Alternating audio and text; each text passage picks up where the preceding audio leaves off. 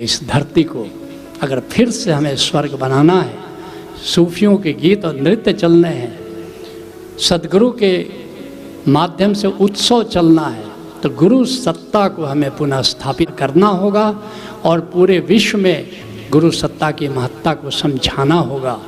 इसलिए मैं कहता हूँ कि अध्यात्म का पहला सोपान है, पहला आयाम है श्रद्धा, जिसको मैं कहता हूँ गुरु से प्रेम। क्योंकि अध्यात्म है क्या? इश्क की राह है, आशिकी की राह है। इसलिए पहला चरण गुरु से प्रेम है, जिसे तुम्हारे भीतर श्रद्धा का जन्म होता है। और फिर तुम आगे बढ़ते हो, ओशोधारा में हो, तो निश्चित तुमने इन चारों आयामों को छुआ है। इसलिए अगर मैं कहता हूँ कि शिष्य सौभाग्यशाली है, तो मैं कहता हूँ कि ओशोधारा में जो लोग हैं वो परम सौभाग्यशाली हैं।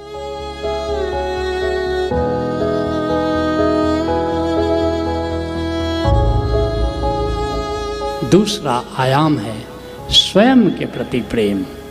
जब तक गुरु से प्रेम नहीं होगा तब तक अपने भीतर तुम आत्मा का दर्शन नहीं कर पाते हो, और जब तक अपने भीतर चिन्मय आत्मा को जान नहीं पाते तब तक तुम्हें स्वयं से प्रेम हो ही नहीं सकता।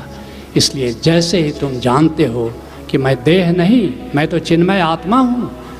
क्या कह रहे हैं अष्टावक्र? देह से तोड़ो तादात्म्य और देख लो, तुम अभी से सुखी शांत हो मुक्त हो। देह हूँ मैं नहीं, देह मेरी नहीं, हे जनक जिसने जाना वो योगी वही।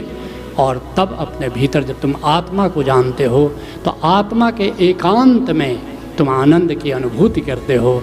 आत्मानंद को जानकर तुम मोक्ष को प्राप्त कर लेते हो। ये है अध्यात्म का दूसरा आयाम, जिसको तुम कह सकते हो स्वयं से प्रेम।